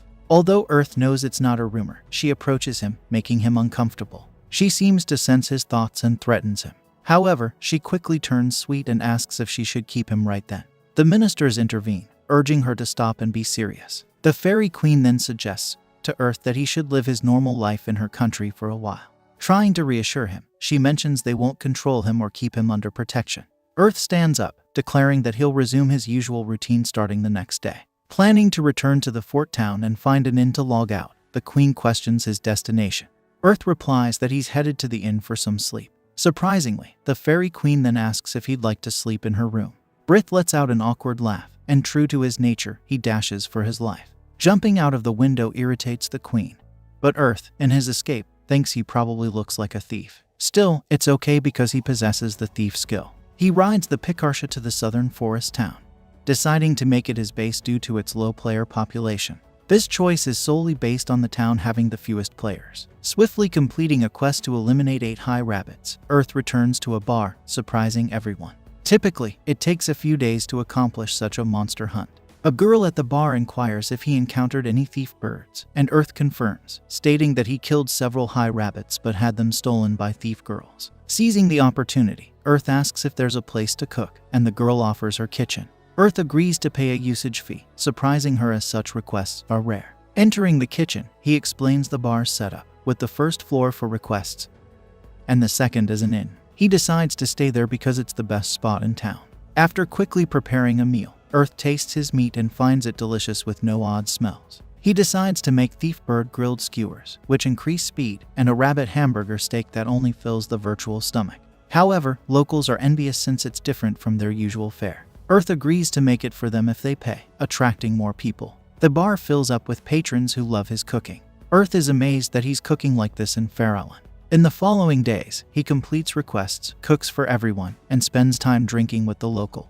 Suddenly, someone arrives at the bar, urging Earth to hide. Perplexed, everyone wonders what's happening, and the girl explains that the fortress chief's daughter is on her way. She instructs Earth to hide under the balcony. Shortly after, the fortress chief's daughter arrives, expressing interest in Earth, the cook. She wants to hire him as a chef. Earth thinks she's trying to take advantage of him. The bar girl apologizes and fibs, claiming Earth has already left. However, the daughter doesn't buy it, insisting that hiding him won't end well and that he should be honored to work for her. The bar girl lies again, saying Earth went on an urgent request to another city. The confrontation concludes, but the daughter orders her men to gather information, expressing disappointment that Earth left town without serving her food. She wants to capture Earth, leaving everyone stunned by her foolishness. The bar girl apologizes to Earth, as she didn't expect the daughter to have her eyes on him. Earth becomes perplexed and asks the bar girl if she knows who he is. Confirming that she does, the bar girl reveals that the queen informed them about Earth but instructed them to pretend they didn't know him to ensure his safety. Earth is surprised by this revelation, and the bar girl explains that she noticed he prefers not to be treated differently. She then describes Dog Girl as a troublemaker due to her entitled personality. In essence, Dog Girl acts superior because of her father's status, and her father, being oblivious, spoils her even more. Understanding the situation, Earth assures them that he won't cause any more trouble and promises to leave quickly, disappointing the locals. The bar girl expresses her desire for him to stay if the situation were different, but Earth insists it's fine and thanks her for everything. Despite the circumstances, he's happy to have had fun with everyone, especially receiving compliments for his food. Waiting until darkness falls, Earth wears a cloak and heads to the fort gates. Trying to be stealthy, he approaches the guards, but they recognize him as Earth. Surprised that he was discovered so quickly, the guard explains that he knows about Earth's situation and that they are fed up with Dog Girl. Promising to gather evidence of her actions, the guard asks Earth to return to the fort once things settle down. They open the door, allowing him to escape. As Earth attempts to run, someone points out that he's late. Confused, the person suggests jumping on their back for a faster escape. To Earth's surprise, the person is a bear who enjoyed his cooking and wants to thank him by taking him to the southern city. Earth jumps on the bear's back, and they begin running. Hours later, the fairy queen receives a report. She learns that Dogface from the southern fortress exploited a human adventurer. Furious, the Fairy Queen insists that such actions must stop as they've been trying to build a positive relationship with humans. However, she can't believe it when told that the adventurer in question is Earth. This brings an end to our episode. The story continues with Earth and his bear buddy arriving in the South City. Earth apologizes for making the bear run whole night, but the bear isn't bothered. They notice people singing and playing instruments on the streets, and Earth wonders if there's a festive season. The bear explains that each fairy kingdom city sponsors different arts: literature in the north, painting in the east, sculpture in the west, and music in the south. Earth thinks of exploring the music scene but is too tired. The bear suggests an inn, and the owner mentions no problem with Earth staying because he is with wild hair Zetten, who recommends him. Earth is confused by the name but learns it's that Zetten gets embarrassed by this. In his room, he thinks it's a blessing to get help from a famous fairy. Logging out for sleep, the next day, he finds he can't get up and discovers the Fairy Queen under his blanket. She refuses to let him go, and the inn owner, walking in, witnesses the scene. He leaves, and Earth asks for help. The bear arrives, laughing at the situation. The Fairy Queen reveals herself, shocking the inn owner and bear. Suddenly, the dragon sister appears, shocking the other two even more. She inquires about the Fairy Queen's actions, and the Fairy Queen replies that she came to apologize for the actions of Dog Girl in the southern city. She reveals that Dog Girl, along with her father and their private army of 80 soldiers, was punished. Earth asks about the punishment, and the Fairy Queen happily describes teleporting them to an empty field and nearly killing them 30 times while healing them 29 times. She also mentions that Dog Girl was demoted to the lowest rank soldier. However, the bear dude and little guy find it hard to believe. Ryu adds that her sister revealed her true persona, and she will start scaring people away. Earth dismisses everything, mentioning how everyone else has treated him fairly. He reveals he won't leave the country because of Dog Girl. The Fairy Queen becomes ecstatic, resembling a happy child, but Ryu smacks her on the head. She tells her to stop using her disgusting appeal. Out of nowhere, the two girls start arguing until Ryu pulls her ear and slowly takes her older sister away. The bear dude takes the chance to mention that Earth is not only close to their queen but also to the dragon kind. The inn owner also asks if Earth knew that fairies used to be at war with other races. Earth is confused, but the owner explains that dragons were the toughest opponents during that war. Surprised, Earth learns that town citizens would panic if they knew a dragon was there. They promise to keep it a secret, and little guy leaves them to talk. Earth couldn't believe this just happened, but the bear calls him a lucky guy because the queen had her eyes on him. Suddenly, there's a knock on the door, and it's a girl looking for wild hair Zetten. She reveals that her daughter is missing and asks Earth to find her. Earth tells her to calm down and asks for all the details. The girl, named Karen, sits down and introduces herself as part of the noble Fenner family. Wild hair mentions that they'll help, and Karen explains that her daughter takes a walk at the same hour every day but hasn't returned. Karen suspects something worse and shows them her daughter's picture, promising a reward. Wild hair accepts the request, and Earth assures them of his help. Karen promises fair compensation, and the trio heads to the streets to find clues. Wild hair apologizes for dragging Earth into this, but he dismisses it as a way to thank him for bringing him there. The bear suggests Earth should cook him some food as thanks. As they walk in the forest, they sense monsters, goblins, around them. The boys easily defeat them, and Wild hair praises Earth's reliable fighting skills. Earth thinks the bear could overpower any monster with his strength. Checking the map, Earth spots several dots nearby, and they decide to investigate. Using his long-distance vision skill, Earth finds Mina, Karen's daughter, surrounded by goblins. Earth shares his plan with Wild hair. The bear will run past the goblins and splash a potion on Mina while he is providing support. They quickly implement the plan, and the goblins prepare to attack. Earth uses his archer skills to protect Mina, while Wild hair charges in. The potion is splashed onto Mina, healing her instantly. Zetten asks her to hold on for a while, and they deals with the remaining goblins. After dealing with every goblin, Earth approaches the two. Wild hair mentions it was easy to fight because of Earth's support, and Mina thanks them for helping her. Wild hair explains that her mother requested them to find her, and they introduce themselves. Upon hearing the bear's name, Mina goes crazy, calling herself lucky. Earth interrupts them to ask why Mina didn't transform into her wolf form. Mina explains that while walking, she smelled something sweet that made her mind go blank. She later came back to her senses and noticed she was surrounded by goblins. She tried to transform but couldn't. Earth gives her a potion and tells her to try transforming. She follows his advice and successfully transforms, but is confused about why she couldn't earlier. Earth says that he used an anti-poison potion, concluding that someone poisoned her. He tells her to return to her human form and go back home. Zetten follows Earth's request and leaves with Mina. Earth, resting for a moment, looks back to the bushes and reveals there was the non-monster icons he saw on his map. He throws an explosion pot onto the bush, knowing someone controlled the goblins and poisoned Mina. A guy jumps out and questions why Earth is attacking him. Earth replies that kidnapping and killing are actions of villains. The guy gets mad, but Earth realizes he's a human, not a player. If he lets the guy escape, relations between humans and fairies could deteriorate. The guy pulls a knife and attacks Earth, but he teleports away and kicks him on the head. The guy tries to get up, mentioning he's a human while they are fairies, but Earth doesn't care. He only cares if they can cooperate or not. The guy attempts to attack again but gets destroyed by Earth. Earth believes the best case scenario is for fairies and humans to recognize their strengths and weaknesses, holding hands while moving forward. However, if they have to fight, he will side with the fairies and won't show mercy to humans. Later, Earth decides to walk back and is surprised to see the bear and Mina waiting for him. He asks if they didn't go back, and Zeton replies that he wanted to see if Earth could catch the bad guy. Earth mentions the guy was just disposed of, and Zeton tells him to hop on his back. Minutes later, Karen finally reunites with her daughter and thanks them for the help. She will be rewarding each of them with 100,000 glow. However, Earth wants something more as a reward. He asks Karen to let Zeton and Mina to spend quality time together. The two are shocked, but Mina gets shy. Earth uses this to reveal that she's interested in Zeton. This gives Mina the courage to express her interest in Zeton, who turns out to be shocked and asks for an explanation.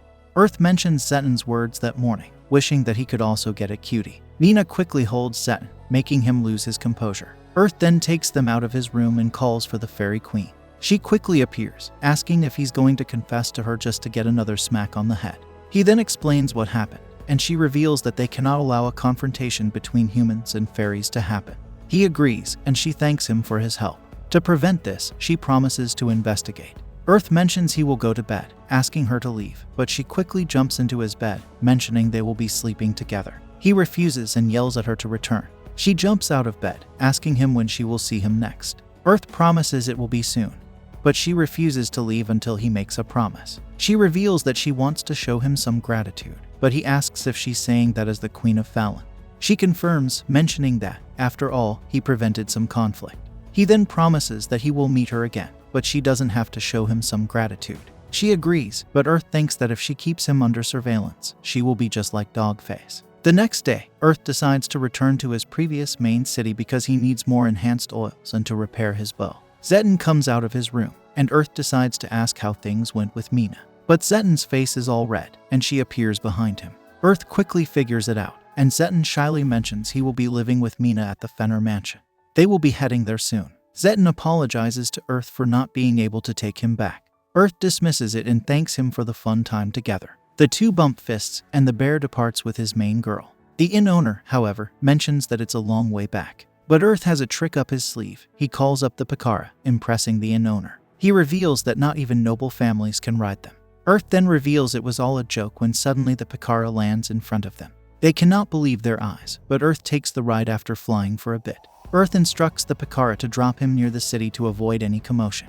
The bird is disappointed, but Earth decides to thank him by preparing some food. The bird eagerly devours everything and rolls around in happiness. Suddenly, the Picara plucks one of its feathers and gives it to Earth. It is revealed to be a legendary item with a lot of perks. Earth expresses gratitude for the item, and the bird leaves. He returns to the blacksmith place, mentioning that he came to get some gear despite the lack of items. Earth manages to craft another X-style hunting bow made of light metal. Despite being heavier, it has 55 attack points, way higher than his former one. He then decides to test it when he notices an announcement.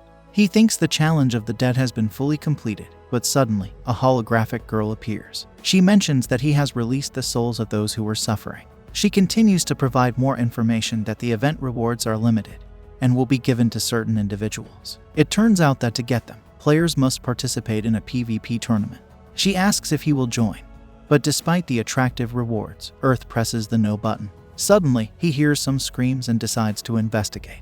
He finds 3 people collapsed on the ground around a dragon egg that just hatched. The story continues as Earth notices that the NPCs surrounding the little dragon are destroyed. Earth decides it wouldn't be right to leave the baby alone because it seems hungry. He feeds the baby dragon, which could cause problems. Since the little dragon is still hungry, Earth makes more food for it. He acknowledges that every living being when its baby look adorable and sits to enjoy his meal. The little dragon is still hungry, and Earth is shocked by how much it can eat. Once the little dragon is a red dragon, confirming Earth's earlier realization about its significance. The queen explains that wild dragons never leave the borders of their kingdom to prevent their powerful abilities from causing unnecessary conflict. Wild dragons, including this little red dragon, differ from regular dragons. Both are extremely powerful, but regular dragons have learned to control their power and are starting to learn. A fairy brings news to the queen that red dragons are heading towards them at top speed.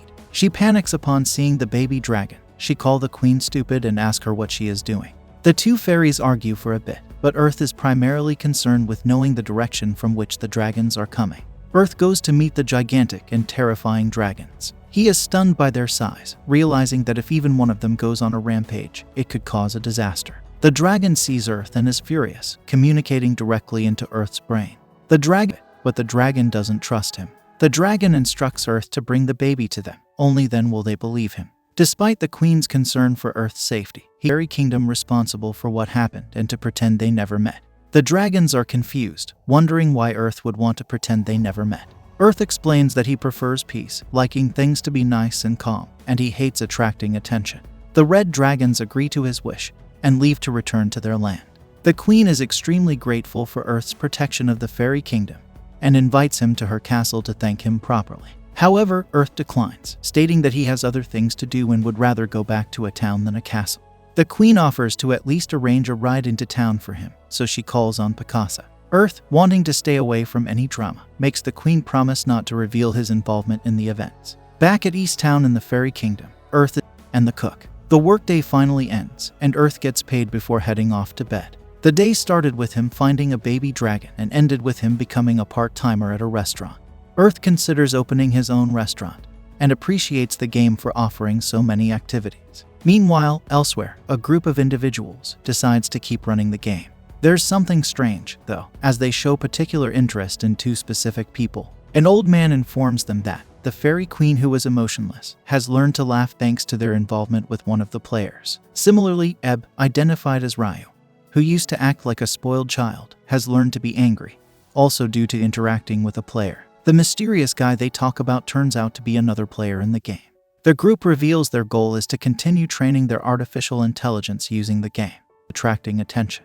Earth admits that it was fun and reminisces about his childhood, where he used to run around and play all the time. However, as he grew older, work made him busy, and he had no time for exercise. He became out of shape and started feeling depressed. Instead of addressing these issues, Earth chose to escape into virtual reality, where he could move his body freely. Feeling emotional, Earth realizes that he shouldn't be alone, as being alone leads to depressive thoughts. He believes he is better off when things are chaotic around him, especially since he knows many eccentric people. Earth decides to meet some of the craziest ones after being summoned by the fairy queen. Although she claimed it was urgent, it turns out she assumed he would want to see her. In the room, a green-haired guy introduces himself as a green dragon. He explains that green dragons are wild dragons with the power to control the wind.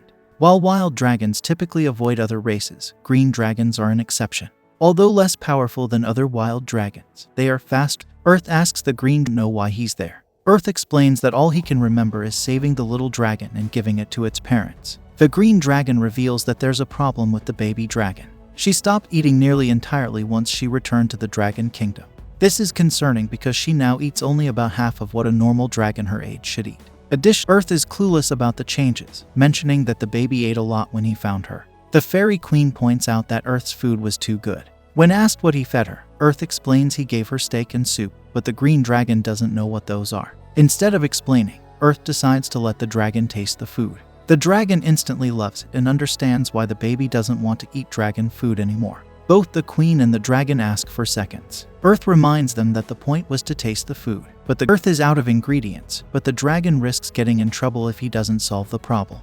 He takes off to get more ingredients for Earth. Queen reveals a bed waiting for him in the castle. Sensing something is planned, Earth quickly leaves. Back at the dragon kingdom, the little baby dragon is not only eating again but asking for more. The elder dragons can't understand how she's eating again, so the green dragon explains the concept of cooking, a process that makes food even more delicious. The father dragon is shocked, realizing the human he met earlier had such an amazing skill. Several days later, the green dragon attempts to replicate Earth's cooking. While he gets the appearance right, the taste is terrible. Despite considering asking for permission from the red dragon to learn from Earth, the green dragon's pride keeps him from doing so. Meanwhile, a large green dragon is watching him from outside. The story continues as a green dragon named Amur flies up toward Fairy Kingdom. At the same time, when Earth opened his eyes, he was surprised to see the queen lying next to him. He wondered if she had been hugging him while he was away. To wake her up, Earth decided to do a move called a suplex, but the queen didn't like it. To prevent her from disturbing him further, Earth tied her up. After escaping into the streets, Earth received a lot of respect from the guards. They saluted him as he walked by. However, Earth didn't feel comfortable with this special treatment. Despite his feelings, he decided to ignore them for now and focus on improving his whip and kicking skills. As Earth was on his way to replace the thorn whip he used on the queen, he met Amur, the green dragon. Amur introduced himself and tried to confirm if he was speaking to Earth. However, Earth told Amur that he had the wrong person. The old man was sure he had the right person based on the description, but Earth explained that many players had a similar build. Earth didn't want to be identified or get involved because he sensed that Amur was another wild dragon. Although the old man insisted, Earth excused himself. He was certain that his encounter with a baby red dragon was the reason why so many wild dragons were showing up around him. Despite acknowledging his actions, Earth felt he had fulfilled whatever responsibility he could. He didn't want to spend any more time being forced to cook for the wild dragons. Earth just wanted to be a regular adventurer. After doing some shopping, he searched for an inn to spend the night. However, things took a turn when he was confronted by Amur and the queen. The dragon accused him of lying, while the queen criticized him for supposedly tying her up. Despite the accusations, Earth stuck to his story, insisting that Amur had mistaken him for someone else. To escape the confrontation, Earth used his wind magic to leap to the rooftop and scouted for an inn. From this vantage point, he hurried to get inside so he could log out. The queen informed Amur that they needed to prevent Earth from entering the inn to stop him from escaping. They dashed to intercept him, but Earth was too quick. He swiftly obtained a key from the innkeeper and headed into his room, letting out a sigh of relief as he fell onto the bed. Realizing that he couldn't stay in the fairy kingdom any longer, Earth logged out and returned to the real world the next day. He apologized to the innkeeper for the trouble he caused. The NPC, curious about the alleged crime, mentioned that the queen had issued a warrant for his arrest. Surprised, Earth turned around to see negative posters depicting him. Enraged by this, he marched to the queen's residence. Upon reaching the queen's office, Earth blew open the doors with a red aura emanating from his body. He confessed that he never expected the queen to go as far as putting a warrant out for him. Expressing his disappointment, Earth demanded the removal of the ring the queen had placed on him. He also informed Amur that he would no longer cook for their species and ordered him to leave. Amur inquired about the consequences if he refused to leave. In response, Earth made it clear that he was ready for a physical confrontation. He observed Amur's arrogance, pointing out that despite Earth saving their princess, they continued to make more demands. Amur, annoyed by the accusation of arrogance, suggested taking their disagreement outside to put Earth back in his place. Earth doesn't back down, making a promise to blast a hole in the old man's smug face. They decide to go to a secluded place to fight. Amur transforms into his dragon form and gives Earth the chance to attack first since it would be dishonorable for a wild dragon to strike first. Earth doesn't waste time and fires an arrow, but it does no damage. The dragon informs him that he doesn't stand a chance as he launches his first attack. Knowing that most of his attacks won't scratch the tough armor of the dragon, Earth jumps up to evade. He realizes he'll be in big trouble if he takes a single hit. This becomes a reality when Amur flies up and knocks him down. Earth contemplates using the suffocation herb, but he rethinks it because it could harm him too if the wind blows back. Instead, he decides to shatter the creature's scales with 2 arrows, but even that attack doesn't work. Amur reveals that dragon scales are unbreakable as he goes in for another attack. Earth quickly activates his shield parry and barely manages to block the assault, but his shield shatters before his eyes, making the dragon laugh. Amur suggests that the shield sacrificed itself to protect its master in one last show of loyalty. Earth recalls all the battles the shield has protected him through and can't believe it's gone. He sees it as Amur eliminating one of his partners, using it as motivation to stand up and fight. The dragon is surprised that Earth can still stand up and fight. Earth pours a healing potion on himself and plans his next attack with renewed conviction. Amur also decides to get serious and prepares to shoot a fire blast. Earth quickly counters by jumping and unloading several bottles of his hell mine oil into the dragon's mouth. He takes some significant damage from the explosion as his health points rapidly dwindle. Earth is surprised that he's still alive after landing. He notices that the dragon is dazed from his attack and follows up with the 7 falling star technique. Each arrow hits a body part of the dragon, accompanied by a planet-themed explosion. Earth is a little shocked that the dragon survived that assault. When Emmer roars, warning Earth that he'll regret launching that attack, the creature releases a wind attack that blows away parts of the landscape. Earth uses wind boost to find shelter behind a giant boulder and uses sneak to hide his presence. He knows that the only way for him to win this fight is to use the second technique given to him by the queen. Despite being a little reluctant because it means losing his bow, which he has had for a long time, he decides to combine his life force magic and feelings into the bow, creating a powerful arrow. Emmer is stunned to see Earth alive as he alerts him that this attack will make him realize that dragons are not invincible. The dragon notes that Earth will also perish if he fires that arrow. Earth is aware of this fact because the name of the attack is Sacrifice Bow. Emmer puts up a wind barrier to block the arrow, but it overcomes his defense and puts a nice hole through his body. Earth thanks his weapon for everything as it disappears. He can't believe that the dragon still lives after taking that attack, so he detonates multiple Hellmine oracles. The scene changes to the company's boardroom as the executives have another meeting regarding Earth's battle against the dragon. It is revealed that the dragon was the weakest in terms of stats, but his old age was a factor. They contemplate nerfing Earth's Hellmine oil, but one of them points out how that will discourage players from creating new things. They are even more shocked by how Earth was willing to sacrifice himself to win. Even though it's a VR game, it is very realistic. We find out that Earth defeated the dragon but lost his life in the process. His soul watches over his body, waiting to be teleported to the last place he logged out. The king of the dragons arrives on the battlefield with his entourage. They apply anointment on Earth's body, giving him the option to be revived. Earth accepts the offer and asks the king why he revived him before his comrade. The red dragon apologizes for the situation and explains that Emmer, the green dragon elder, became arrogant and mistreated others. Emmer even threatened to destroy the fairy and human kingdoms if the queen didn't put out a warrant for him. Earth is surprised to hear that the queen only issued the warrant to protect her subjects. The king of the dragons reveals that they came to ensure Emmer received punishment for his action. They're impressed to see that Earth defeated him. The monarch assures Earth that they would have dealt with Emmer themselves if the player hadn't beaten him. The red dragon also presents Earth with some rewards for the cooking he did for the princess. Some of the gifts serve as apologies for the Emmer situation. The system shows Earth the items, including a dragon-scaled light armor set, 800,000 glow, and a mysterious bow. Earth tries the armor and is amazed at how much more agile he is with it on.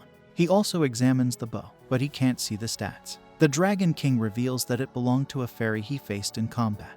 It's a strange weapon that only recognizes those who meet its condition. Although Earth can't equip it now, the red dragon hopes that one day the weapon will open its heart to him. The monarch understands the importance of winning Earth's trust for the sake of his daughter. Earth, completely exhausted, collapses as soon as the dragons leave. He calls Picasa to give him a lift back to town. In town, he buys a new cape to match his outfit before heading to the queen's palace. There, he learns that the queen fell into a state of shock after seeing how angry he became. Despite this, he has an audience with the queen, who becomes animated when she sees him. The queen apologizes, but Earth assures her that there is no need. The Dragon King already informed him that she issued the warrant to protect her people. Regretting his earlier childish behavior, Earth pleads with the queen to seal the powers of the ring she gave him. He doesn't like the special treatment and prefers to be low-key. The queen respects his decision and seals the ring's powers. In a gesture of apology, the queen expresses her willingness to do anything he asks. Earth promises her that they will see each other someday, but for now, he's heading back to the human kingdom. He says goodbye to the fairyland before walking away with his head held high. This brings an end to our episode.